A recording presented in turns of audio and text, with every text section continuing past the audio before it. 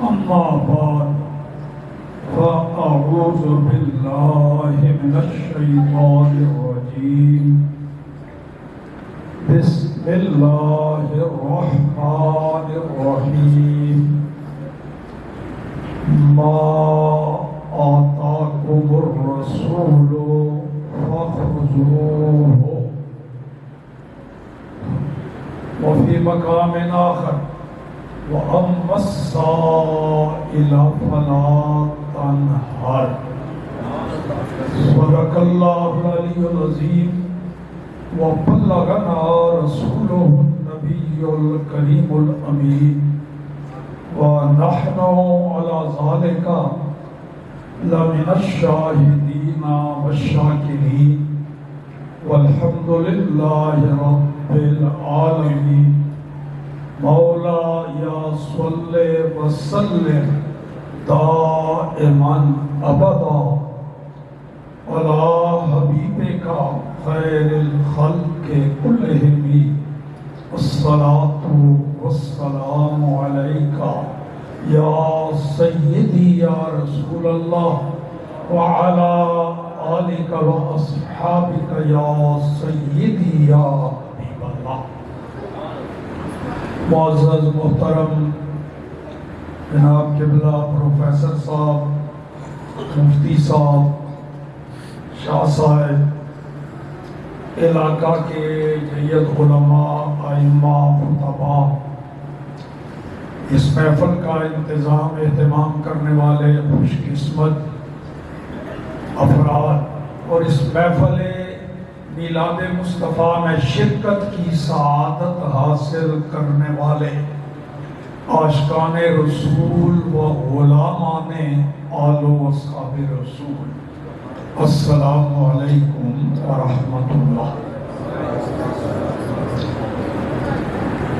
تقریر میں بے سری سی کرتا ہوں، سور وغیرہ کوئی نہیں اس میں لگاتا، مجبوری ہے میری، اور نہ ہی مجھے دوران خطاب جن پڑھتے ہیں کہ سپیکر کو گسون مار دوں، کرسی ادھر پڑی ہو میں ادھر پڑھا ہوں، وہ بھی نہیں، آرام آرام سے بات کرنی ہے۔ ایک تو یہ عرض کرنی ہے کہ تقریر میری گھنٹوں کے حساب سے نہیں ہوتی، منٹوں میں میری تقریر کی پیمائش، اس میں گھنٹے کا لفظ نہیں آتا، نہ پورا گھنٹہ، نہ پونا گھنٹہ، نہ آدھا گھنٹہ، منٹ ہی کہنے پڑیں گے، چاہے 59 منٹ 59 سیکنڈ ہوں، لیکن گھنٹہ نہیں آئے گا۔ تو دوسری بات یہ کہ میرے ساتھ نام کے ساتھ لکھا جاتا ہے جی ناظم، تو ناظم نظام بنانے والے کو کہتے ہیں یا نظام بگاڑنے والے کو؟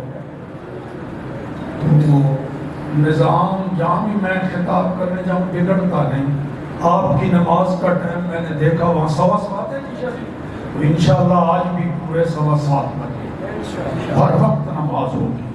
ہو سکتا ہے اذان 5-7 منٹ لیٹ ہو جائے، کیونکہ اذان ہوتی ہے نمازیوں کو بلانے کے لیے، اللہ کے فضل و کرم سے نمازی آئے بیٹھے ہیں، لیکن جماعت اپنے ٹائم پر۔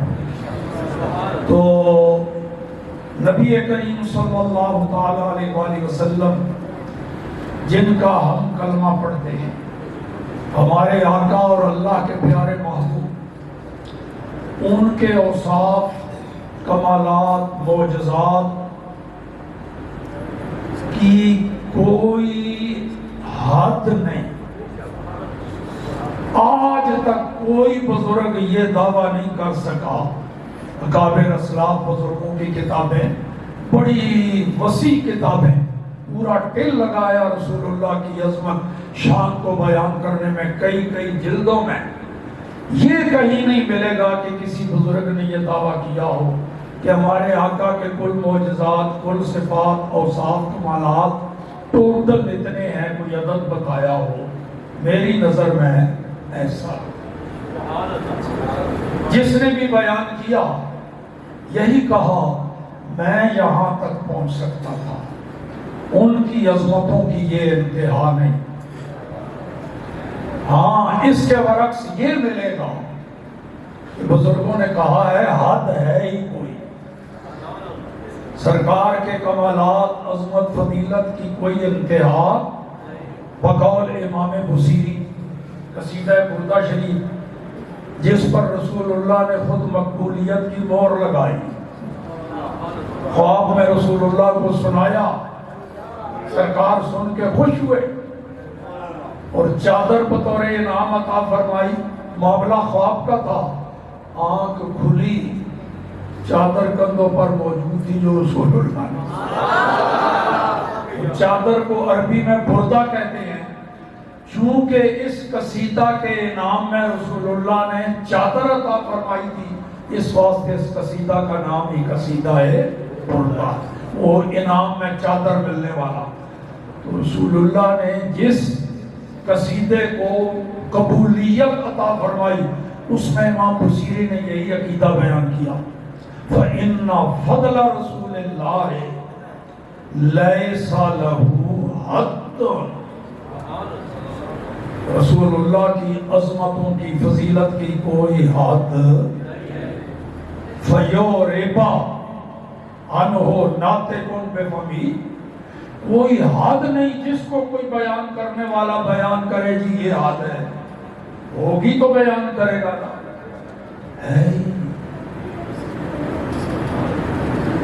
اعلیٰ حضرت نے اسی کو اردو میں کہہ دیا، تیرے تو بس عیب تناہی سے ہیں بری۔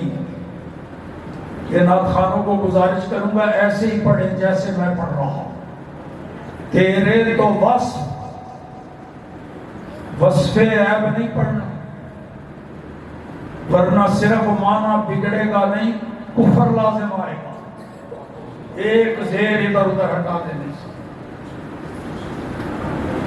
اور افسوس پروفیسر صاحب شاید آپ کی نظر سے گزرا، ہدایت بخشش کتاب چھاپی کسی نے، اللہ کے بندوں نے کتاب میں زیر ڈال دی، بس تیرے تو وصف عیب تنہائی سے، بس ہمارے عام نعت خوان بھی نہیں پڑھتے، تیرے تو بس عیب تنہائی سے ہے بری، یا رسول اللہ صلی اللہ علیہ وسلم، آپ کے اوصاف، کمالات، صفات، معجزات ختم ہو جانے والے عیب سے پاک ہے۔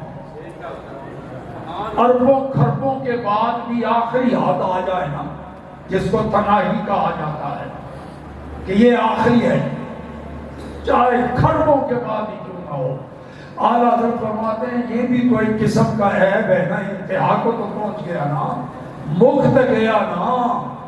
یا رسول اللہ، جس رب نے آپ کی ذات و صفات میں اور کوئی عیب نہیں رکھا، آپ کے کمالات اور اوصاف کو اس انتہا ختم ہو جانے والے عیب سے اللہ نے پاک کرا دیا۔ تیرے تو بس عیب تنہائی سے ہے بری، حیران ہوں میرے شاہ میں کیا کیا کہوں تجھے۔ وہ ابھی پیر نصیر الدین کا کلام پڑھ رہے تھے تو ان کے اس مصرے سے میرا ذہن منتقل ہوا۔ کوئی کہتے ہیں کہ ہم بھی بشر ہیں، سرکار بھی بشر ہیں، ایک جیسے ہی ہوں گے۔ کوئی کہتے ہیں نہیں، رسول اللہ کا مقام بڑا ہے، بڑے بھائی جتنا ہے۔ اور کوئی کہتے ہیں ڈاکیا، جس کو پیر نصیر الدین نے پیامی خدا کا کہے، ڈاکیا ادھر سے ڈاک لی ادھر پہنچا دی، بس نبی کا مقام اتنا ہے۔ اعلیٰ حضرت فرماتے ہیں مجھے سمجھ نہیں آ رہی یا رسول اللہ، میں کہوں تو کہوں کیا، سرور کہوں، مالک کہوں، مولا کہوں، باغ خلیل کا گل زیبا کہوں، سمجھ نہیں آتی کہوں تو کیا کہوں۔ تیرے تو بس عیب تنہائی سے ہیں بری، حیران ہوں میرے شاہ میں کیا کیا کہوں۔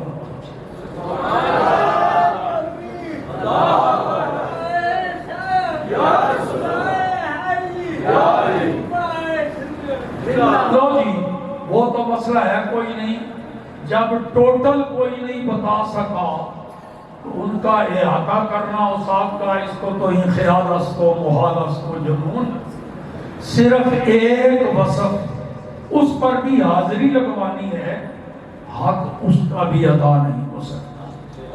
صرف حاضری وہ ہے جی جس وصف پر آج چند منٹوں کی حاضری نبی پاک صلی اللہ تعالی علیہ وآلہ وسلم کا جود و کرم، سخاوت. اور ویسے ہمارا عقیدہ ہے ہمارے آقا کا ہر وصف بے مثال، ہر وصف. ذرا بے مثال کا لفظ تو آتا ہوگا، چند بار بولیے میرے ساتھ. ہمارے آقا کی ولادت بعثت، معراج، ہجرت، عبادات، معاملات، کنبہ قبیلہ، اصحاب، ازواج مطہرات، اولاد، جائے ولادت، آرام گاہ، آپ پر نازل ہونے والا قرآن، سیرت، سورت، جود و سخا. تو آپ کے جود و سخا اور سخاوت کے بارے میں جو بات عرض کرنے لگا ہوں، رسول اللہ کے عاشقوں کو حضور کی شان سن کے نا خوشی ہوتی ہے اور ان کے چہروں سے خوشی ٹپکتی ہے. وہ حیران پریشان نہیں ہوتے، پریشان نہیں ہوتے.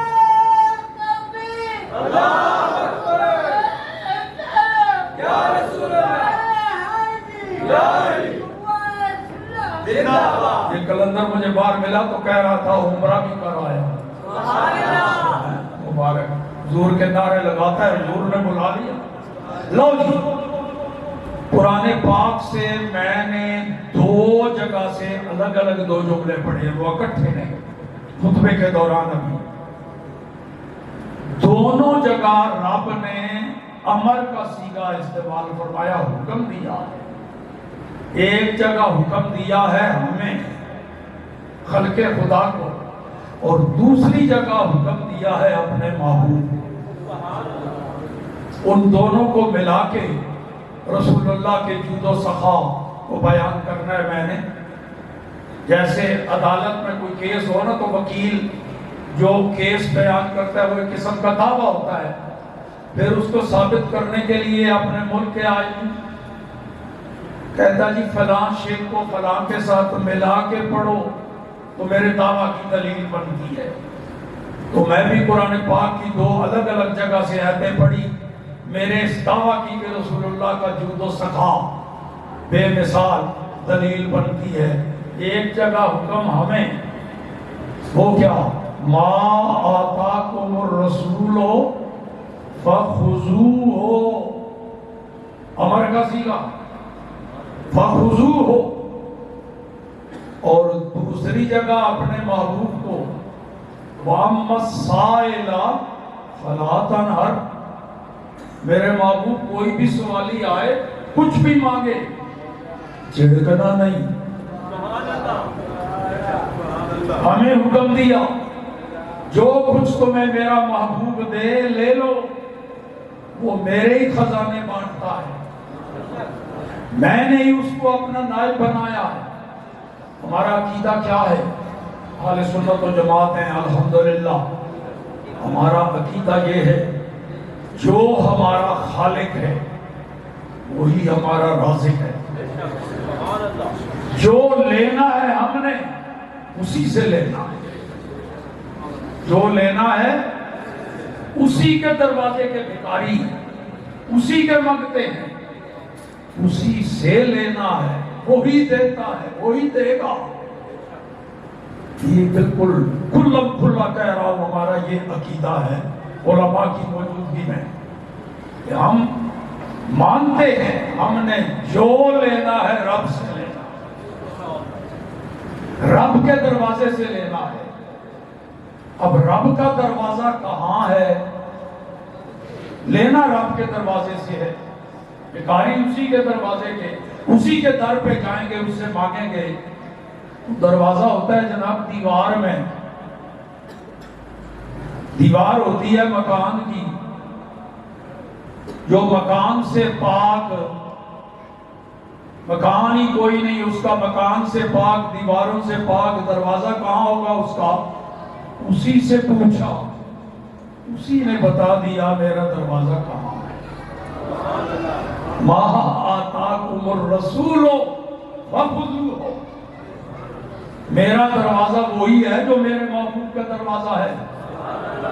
یہ عقیدہ رکھ کے آؤ کہ مجھ سے لینا ہے، میں نے ہی ان کو اپنے خزانوں کا خزانچی بنایا ہے۔ بخاری میں ایک جگہ رسول اللہ نے فرمایا آنا خازن، اور ایک جگہ فرمایا آنا قاسم، میں خزانچی ہوں رب کے خزانے کا، اور ایک جگہ فرمایا دیتا وہ ہے پر تقسیم میں کرتا ہوں۔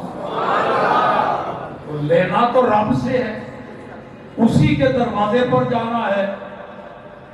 اس نے جو ایڈریس بتایا، کوئی بندہ اکڑ کے کھڑا ہو جائے نہیں میں نے اس دروازے سے نہیں جانا، اس سے آنا ہے۔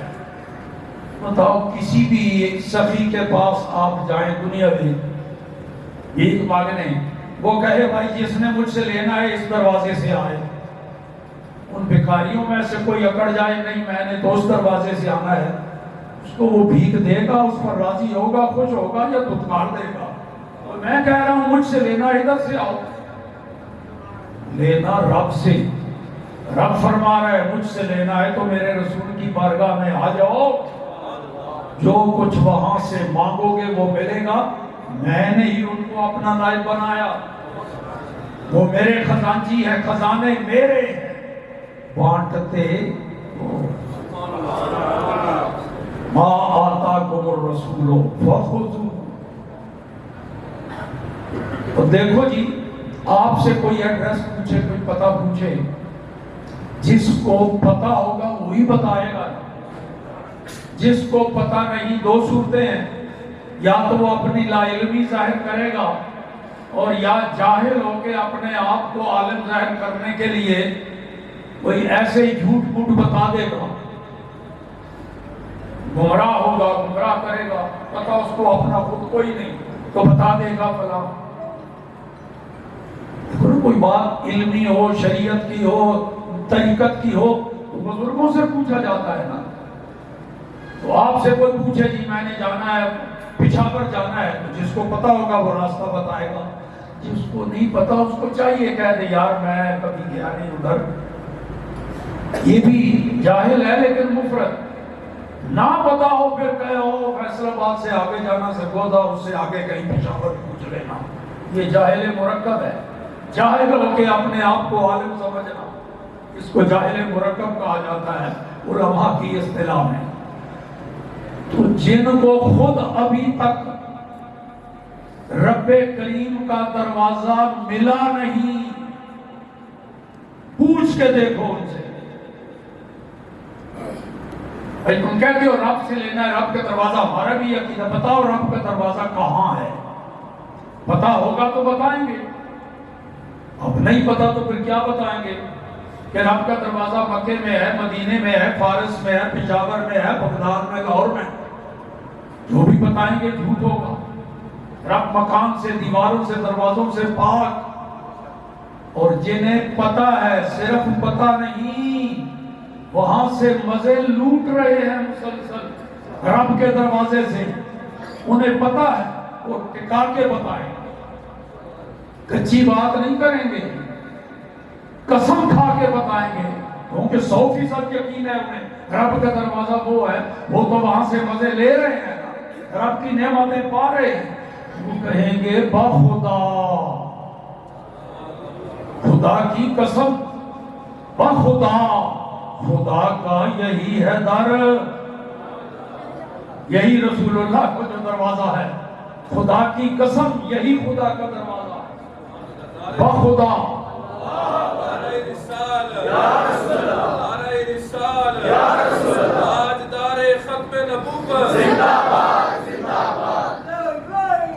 بخدا، خدا کا یہی ہے در، نہیں اور کوئی مفر مگر، جو وہاں سے ہو یہیں آ کے ہو، یہاں نہیں تو سمجھو وہاں ہے۔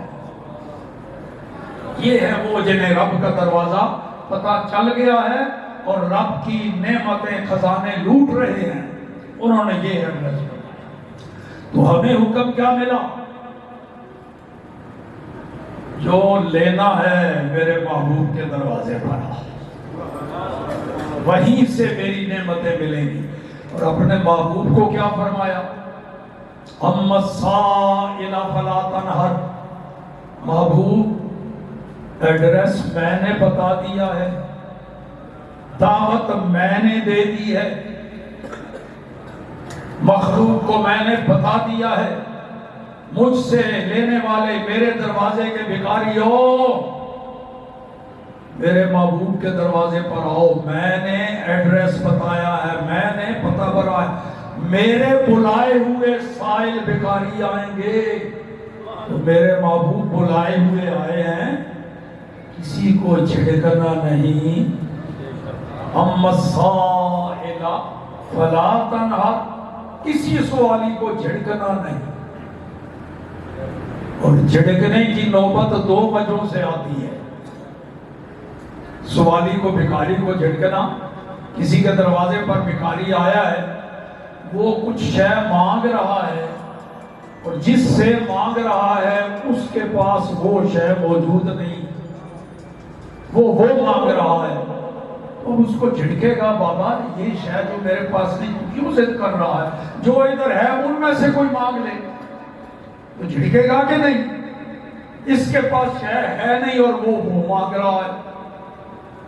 نمبر دو، شے تو ہے مگر وہ ذرا زیادہ قیمتی، زیادہ پیاری ہے، اور یہ بھکاری تھوڑا سا اس کی نظر میں اس درجے کا نہیں، تو گویا تھوڑی سی اس کی طبیعت میں کنجوسی اور بخل ہے، وہ دینا نہیں چاہتا، تو پھر جھٹکے گا، نہیں بھائی یہ نہیں دوں گا تجھے، کچھ اور لے دے۔ سرکار کو اللہ نے ان دونوں خامیوں سے پاک بنایا، نہ تو آپ کے خزانوں میں کوئی کمی چھوڑی، دونوں جہانوں کی خزانے اللہ نے اپنے محبوب کو عطا فرمائے۔ خود حضور فرماتے ہیں اُوتیت مفاتیح خزائن الارض، سارے خزانوں کی چابیاں مجھے اللہ نے دے دی۔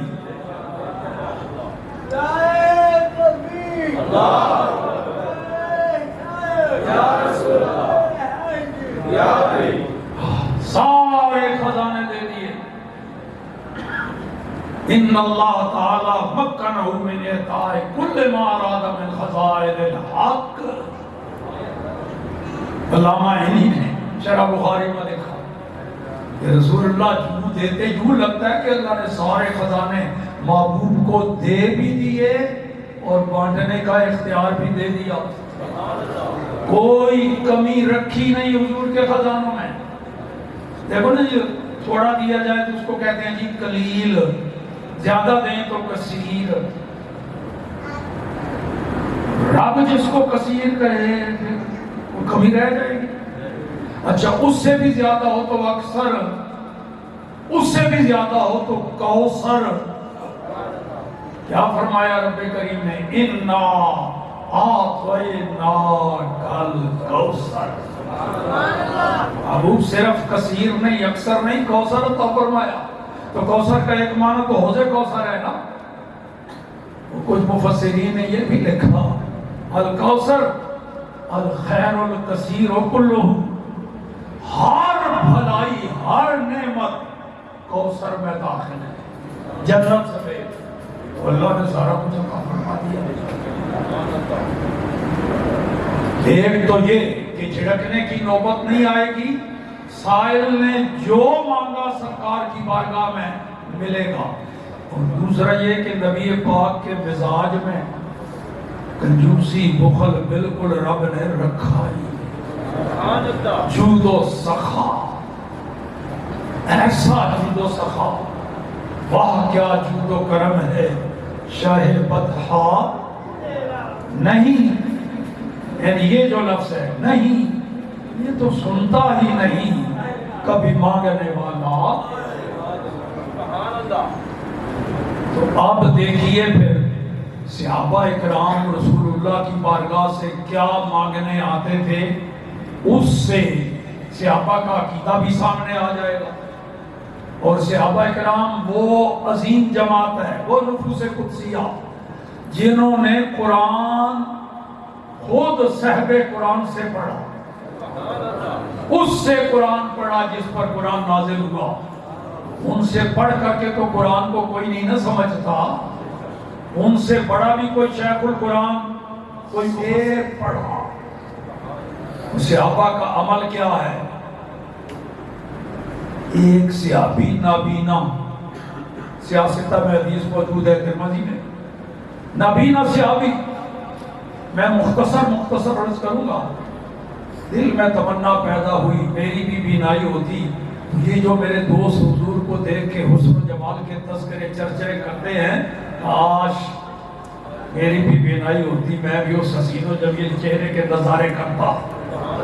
دل میں ٹھان لی کہ بینائی لینی ہے، صحابی ہے، بینائی لینے جا رہا ہے، گھر سے چلا لاٹھی ٹیکتا ہوا، بینائی لینے جا رہے ہیں جناب، نماز روزے کا مسئلہ پوچھنے نہیں، بینائی لینے۔ ذرا اس صحابی کے پیچھے پیچھے چلتے ہیں، ہم تو ویسے بھی ان کے پیچھے چلنے والے ہیں نا، غلام ہیں، دیکھتے ہیں وہ بینائی لینے کہاں جاتا ہے، ہمیں بھی وہاں ہی جانا چاہیے۔ گیا جی، رسول اللہ کی بارگاہ میں پہنچا، جا کے سلام عرض کیا، اپنی حاجت بیان کی۔ حدیث ذرا لمبی ہے، مختصر یہ، رسول اللہ نے یہ نہیں فرمایا یہ بینائی میں کیا کروں، کسی حکیم کو چیک کراؤ، سرما ڈالو، یہ کرنا۔ آیا تو نبینا تھا، کچھ دیر حضور کی بارگاہ میں رہا، پھر حضور کی اجازت سے قاما و بصرا، کھڑا ہوا تو بینائی آ چکی تھی، اب دیکھتا ہوا جا رہا۔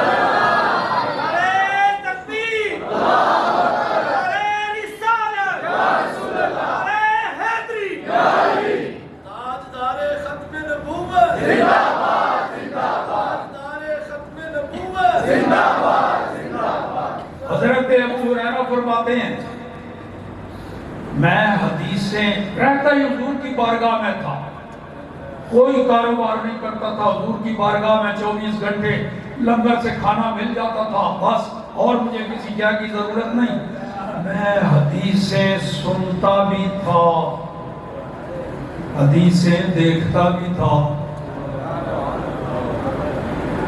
حیران ہو گئے کہ حدیثیں سننا تو سنا ہوا ہے، دیکھنا، نبی پاک جو کچھ زبان سے فرمائیں وہ بھی حدیث، جو کچھ حضور کریں وہ بھی حدیث، قولی حدیث، فعلی حدیث، پھر تقریری حدیث۔ ابو ہریرہ کہتے ہیں سبق ذرا زیادہ ہوتا، حافظہ تھوڑا کمزور تھا، بھول جاتا، صحابی ہے نا، اب لینا ہے حافظہ، کہاں جا کے درخواست پیش کی، عقیدہ دیکھو ذرا صحابہ، سیدھا حضور کی بارگاہ میں حاضر ہو گیا، یا رسول اللہ حافظہ کمزور ہے، حدیثیں بکثرت ہوتی ہیں، میں چاہتا ہوں کوئی بھی بھولے نا۔ حضور نے ذرا بار بھی تعامل نہیں فرمایا، اچھا چال پھر چادر آگے کر۔ حضرت ابو ہریرہ نے نیچے ایک تہمت چادر باندھی ہوئی تھی، ایک اون کی چادر کندھوں پر لپیٹی ہوئی تھی، وہ اتار کے آگے کر دی۔ رسول اللہ نے یوں جیسے کوئی چلو بھر کے شہد ڈالی جاتی ہے نا، نظر کچھ نہیں آیا کیا ڈالا، فرمایا لو جی آپ اس کو سینے سے لگا لیں۔ ابو ہریرہ کہتے ہیں اس رب کی قسم جس نے ہمارے آقا کو سچا نبی بنا کے بھیجا، اس کے بعد مجھے کبھی کوئی شے بھولی ہی نہیں۔ حضرت جابر کے بچے دو چھوٹے بچے کھیلتے ہوئے مکان سے گرے، فوت ہو گئے، رسول اللہ کی دعوت گھر میں کی ہوئی تھی، اس سے سرکار آئے، بچے نظر نہیں آئے، فرمایا جابر بچے کہاں؟ عرض کی حضور آپ کے آنے سے پہلے ادھر ہی کھیل رہے تھے، حضور ادھر ہی کہیں قریب ہی ہوں گے، آپ کھانا کھا لیں۔ تو جی حضرت جابر نے کوئی جھوٹ بولا؟ آپ کے آنے سے پہلے کھیل رہے تھے، یہاں قریب ہی ہوں گے، مکان کی ایک طرف ان پر کمبل ڈال دیا تھا، مگر رسول اللہ سے کوئی بات پوشیدہ ہو سکتی؟ فرمایا نہیں جابر، بچوں کو بلاؤ میرے ساتھ کھانا کھائیں. اب بتانا پڑا. یا رسول اللہ اچھا آپ کہاں ہیں؟ وہ کمبل کے نیچے. کیا بات کی سرکار نے اللہ سے. میرے اللہ موت زندگی تیرے ہاتھ میں، جسے چاہے موت دے، جب چاہے موت دے. میرے اللہ ان کو اگر بچوں کو موت دینی تھی تو ایک دن پہلے دے دیتا، نہیں تو پھر ایک دن اور بعد میں. جس دن انہوں نے تیرے محبوب کو اپنے گھر بلایا، دعوت کی ہے میری گھر میں کھانے کی، اور مجھے تو نے رحمت للعالمین بنایا، جس دن رحمت للعالمین ان کے گھر میں آیا اس دن بچوں کو موت دے دی. حدیث کے کلمات تو عربی میں ہے نا. مولانا عبد الرحمن جامی نے اس کا ترجمہ فارسی میں کیا نفحات الانس میں. کیا ترجمہ کیا؟ اللہ پاک نے فرمایا بابو گل ہی کوئی نہیں، از تو دعا کردن و از ما زندہ کردہ نہیں تھا. محبوب تو کہے ابھی کہے وہ بھی زندہ کر دیتے ہیں. یا اللہ پھر زندہ کاری. لو جی ایک آخری حدیث سنا دوں، یہ تو ساری دنیاوی، یہ بھی ختم نہیں ہوتی، بیان کرتے چلے جاؤ. ہر چیز صحابہ رسول اللہ سے مانگتے ہیں. ایک صحابی نے تو جنت ہی مانگ لی. عقیدہ کیا تھا صحابہ کا؟ جنت بھی حضور کے خزانوں میں موجود ہے، جنت بھی یہاں سے ملتی ہے. صحابی کا نام ہے حضرت ربیعہ بن کعب اسلمی. رسول اللہ کے خادم صحابی تھے، خدمت گزار. ایک دفعہ سرکار دو عالم صلی اللہ تعالی علیہ وآلہ وسلم کا دریائے رحمت موج زن ہوا. خوش ہوئے، خوش ہو کے فرمانے لگے یا ربیعہ تو سل، یا ربیعہ تو سل. میں کچھ دیکھ رہا ہوں ائمہ بھی ہے مساجد کے، جن کا نائب نہیں ہے وہ جا سکتے ہیں نماز کے ٹائم میں. الجھن چہروں پر نظر آ رہی. جن کا بندوبست ہے ٹھیک ہے، ورنہ وہ جا سکتے ہیں. کوئی ایسی عیب والی بات نہیں، کیونکہ ان کی ذمہ داری ہے جا کے نماز پڑھانا. سرکار نے فرمایا یا ربیعہ تو سل، اے ربیعہ مانگ. آگے کچھ نہیں فرمایا کیا مانگ، وہ فرمانے کی ضرورت بھی نہیں. وہ تو وہ کہے جس کے خزانوں میں کچھ ہو اور کچھ نہ بھی ہو.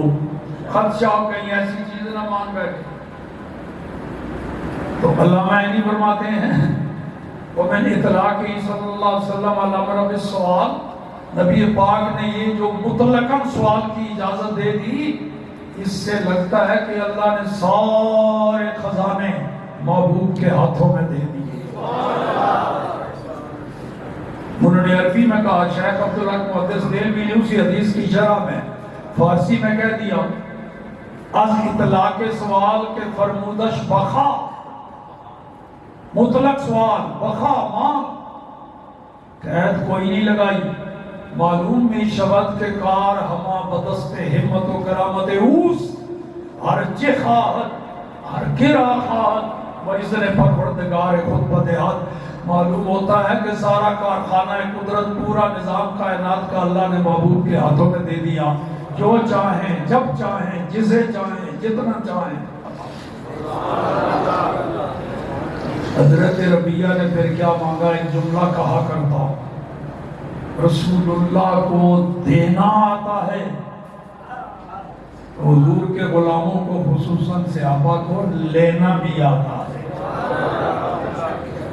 دیکھو ذرا صحابی نے کیا عرض کی، کیا مانگا. مانگی تو ایک شے، پوری لسٹ بنا کے نہیں رکھ دی سرکار کے آگے، پورا رجسٹر حضور یہ ساری چیزیں. اللہ تعالیٰ مجھے گناہوں سے بچائے، نیکیوں کی توفیق عطا فرمائے، خاتمہ ایمان پر ہو، قبر کے عذاب سے بچ جاؤں، قیامت میں نیکیاں زیادہ ہوں، جنت میں داخل. ایک ہی چیز مانگی، مانگنا آتا تھا، اور دونوں جہانوں میں کوئی شے چھوڑی ہی نہیں جو نہ مانگ لی. مانگنے کا ڈھنگ آتا ہے. کیا کہا حضرت ربیعہ نے؟ اسألوکا،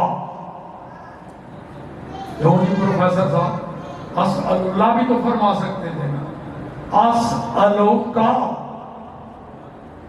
یہ ہماری رہنمائی کی ہے سیاسی، یا رسول اللہ آپ سے مانگتا ہوں، ضمیر خطاب حضور میں آپ سے مانگتا ہوں، سوال میرا آپ سے، مانگتا کیا ہوں؟ مرافقتک فی الجنہ، جنت میں آپ کے قدموں میں رہنا چاہتا ہوں۔ کوئی شے رہ گئی جناب؟ صرف جنت بھی نہیں، آپ کی رفاقت چاہتا ہوں جنت میں، جس محل میں آپ ہوں گے حضور مجھے بھی وہاں رکھ لیں، یہ مانگا۔ آپ کہیں گے حضرت ربیہ اتنی بڑی شخصیت ہو گئے، وہ سرکار کا مقام جائے وہاں تو کوئی نبی بھی نہیں پہنچ سکتا۔ حضرت ربیہ صحابی ہو کے غلام ہو کے کیسی بات کر دی؟ دیکھو صاحب، ایوان صدر میں صدر ہوتا ہے، اسی واسطے اس کا نام ایوان صدر، تو اکیلا صدر ہوتا ہے یا اس کا باورچی بھی وہیں ہوتا ہے، اس کا دھوبی بھی، مالی بھی، صفائی والا بھی، سارے اسی ایوان میں رہتے ہیں، مگر رہنے کی حیثیت میں فرق ہے، محل وہی ہے، اس میں بھی ضرورت ہے، وہ صدر ہو کے رہتا ہے، یہ نوکر ہو کے رہتے ہیں۔ تو حضرت ربیہ کے بھی سوال کا مطلب یہی تھا، سرکار جہاں آپ ہوں گے مالک و مختار ہو کر، مجھے وہیں نوکر بنا کے وہیں اپنے قدموں میں رکھ لے۔ اسألک مرافقتک فی الجنہ، حضور جنت میں آپ کے پاس، آپ کے قدموں میں جگہ چاہتا ہوں۔ آپ اور میں بھی یہ سوچتا ہوں کہ کتنا اعلیٰ قسم کا سوال ہے، بہت بڑی شے مانگ لی۔ حضور نے یہ نہیں فرمایا بھائی یہ تو میرے اختیار میں نہیں، جو کچھ میرے اختیار میں ہے تو یہ مانگ، یہ میرے اختیار میں نہیں۔ فرمایا تو کیا فرمایا؟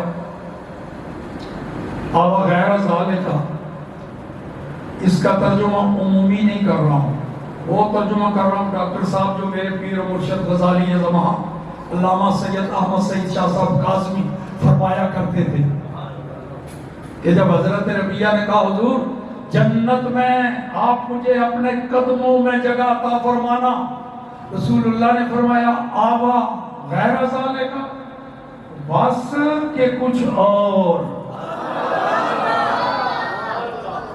بس یا کچھ اور؟ حضرت ربیہ کہتے ہیں ہو ذاک یا رسول حضور، بس بس بس بس۔ تو دیکھو سخی اس کو نہیں کہتے،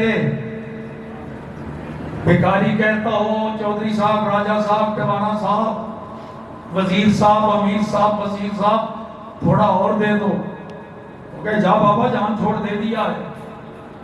بھکاری کہتا ہے اور سخی کہتا بس میں اس سخی کی بارگاہ میں آپ کو لے کے گیا ہوں، سخی ایسے ہو۔ بھکاری کہتا ہے بس، سخی کہتا ہے نہیں کچھ اور۔ اللہ اللہ اللہ اللہ۔ اگر اذان 5 منٹ لیٹ ہونے کی اجازت ہو تو ایک اور لطیفہ سنا دوں۔ یہ حدیث آپ نے سنی نا کہ بھکاری کہتا ہے بس، سرکار فرما رہے ہیں نہیں کچھ اور بھی لینا ہے تو لے لے۔ میرے شیخ طریقت غزالی زماں ایک جگہ خطاب فرما رہے تھے تو کالج یا یونیورسٹی کے کسی طالب علم نے ایک پرچی لے کے بھیج دی، سوال مختصر عرض کروں، غالباً وہ جامع مسجد وزیر خان کی بات ہے، پرانی بات، جہاں انڈیا کے بھی اس وقت غالباً پاکستان بھی ابھی نہیں بنا تھا، تو ہندوستان سے بھی بزرگ آیا کرتے تھے سٹیج پر، بڑے سینئر۔ تو میرے شیخ طریقت اس وقت ذرا نوجوان تھے، خطاب کے دوران پرچی آ گئی کہ آپ کہتے ہیں رسول اللہ کا ہر وصف بے مثال ہے، کسی وصف میں ان کی مثل کوئی نہیں، تو سخاوت بھی پھر بے مثال ہوئی، لیکن تاریخ کی کتابوں میں ہے، ہمارے نصاب نصابی کتابوں میں ہم پڑھتے ہیں، سکولوں کالجوں میں یونیورسٹیوں میں ہم پڑھتے ہیں، ایک شخص تھا جس کا نام تھا حاتم طائی. وہ بڑا سخی تھا. اس نے بھیک دینے کے لیے ایک محل بنایا ہوا تھا جس کے 8 دروازے تھے. جب وہ بھیک بانٹنے کے لیے بیٹھتا نا محل میں تو سارے دروازے کھلوا دیتا، 8 دروازے، اور بھکاریوں کو کھلی چھٹی ہوتی. 8 دروازوں میں سے جو جس دروازے سے آئے حاتم خوشی سے اس کو دیتا چلا جاتا. یہ تاریخ میں موجود ہے. اور بعض دفعہ ایسا بھی ہوتا، کوئی بھکاری ایک دروازے سے آیا، حاتم طائی نے اس کو دے دیا، وہ باہر گیا اور اس کو سمیٹ کے، جس طرح بھکاریوں کی عادت ہوتی ہے، رکھ کے سنبھال کے کسی بوری میں ڈال کے دوسرے دروازے سے پھر آ گیا. باوجود ہے کہ حاتم نے پہچان لیا لیکن وہ اس کی حرکت پر نالاں نہیں ہوتا، اپنی سخاوت کا بھرم پھر دے دیتا. اور بعض دفعہ ایک ہی بھکاری تیسری مرتبہ آ جاتا، زیادہ بھی 8 دروازوں سے بھی حاتم دے دیتا. تو حضرت صاحب یہ بتائیں، یہ تاریخ میں موجود ہے کہ حاتم بھیک دیتا 8 دروازوں سے. اور کیا آپ کے آقا محمد رسول اللہ نے بھی کوئی محل بنایا تھا جس کے کئی دروازے ہوں؟ جب بھیک دیکھتے ہوں تو سارے دروازے کھل جاتے ہوں. اگر بنایا ہے تو حوالہ دیجئے کہاں ہے، اور اگر نہیں بنایا تو خود ہی فیصلہ کرو. 1 اور 8 کی نسبت ہے. ایک 8 دروازوں سے بھیک تقسیم کر رہا ہے اور ایک صرف 1 دروازے سے. تو پھر بڑا سخی کون سا ہوا؟ یہ سوال پیدا. تو میرے شیخ طریقت جو نوجوان خطیب تھے اس وقت پڑھ کے سنایا تو بڑے بڑے بزرگ حضرات سناٹا چھا گیا کہ بات جو اس نے لکھی وہ ہے تو ٹھیک، واقعی حاتم نے ایسا محل بنایا تھا، 8 دروازوں سے بھیک دیتا، اور رسول اللہ نے ایسا کوئی نہیں بنایا تھا. اب ہمارا دعویٰ ہے کہ سرکار کی سخاوت کے کوئی مثل نہیں ہو سکتی. میرے شیخ نے مسکراتے ہوئے فرمایا یہ غلط فہمی اس لیے پیدا ہوئی، اس اللہ کے بندے کو کنجوسی اور سخاوت کا فرق معلوم نہیں. یہ جس نے سوال کیا ہے اس کو پتہ نہیں، اس نے کنجوسی کو سخاوت سمجھ لیا ہوا ہے. سنو، اس نے خود لکھا حاتم طائی نے 8 دروازوں والا محل بنایا. جب وہ بھیک مانگتا 8 دروازے کھل جاتے، بھکاریوں کو اجازت ہوتی جدھر سے مرضی آؤ. بعض دفعہ ایک ہی بھکاری 1 2 3 4 8 دروازوں سے بھی آتا، حاتم طائی اس کو بھی دے دیتا. یہ اس کو سخاوت سمجھا ہوا ہے کہ وہ 8 دروازوں سے دیتا. میں دیکھتا ہوں کہ جب ایک دفعہ لے گیا پھر وہ دوسرے دروازے سے آیا کیوں؟ حال یہ ہے اس لیے آیا کہ اس کی حاجت پوری نہیں ہوئی، ابھی تمنا باقی ہے، اس کی ضرورت پوری نہیں ہوئی. کہتا ہے 8 دروازوں سے آتا. اگر اس نے 800 دروازے بھی بنائے ہوتے پھر بھی شاید بھکاری کی حاجت پوری نہ کر سکتا. یہ کوئی سخی ہے کہ پرلے درجے کا کنجوس ہے؟ اور سخی وہ ہے جس کے پاس ایک دفعہ کوئی بھکاری آ گیا، اتنا دے دیا، اتنا دے دیا، مڑ کے قیامت تک پھر دوبارہ آنے کی حاجت ہی نہیں. اور پھر یہ حدیث میرے شیخ طریقت نے یہ جو میں نے اب یہ سنائی، دیکھو بھکاری آیا، اب بھکاری کہہ رہے حضور بس بس بس مجھے اور کچھ نہیں چاہیے. حضور فرمانے نہیں آباد ہے. یہ ہے بات جناب. وآخر دعوانا ان الحمدللہ رب العالمین. تکبیر، نعرہ رسالت، نعرہ حیدری، لبیک لبیک یا رسول اللہ، لبیک لبیک یا رسول اللہ، لبیک لبیک یا رسول اللہ. یقیناً اکثر حضرات کا وضو ہوگا، جن کا نہیں ہے وہ وضو کر لیں. ابھی اذان ہوگی اور پورے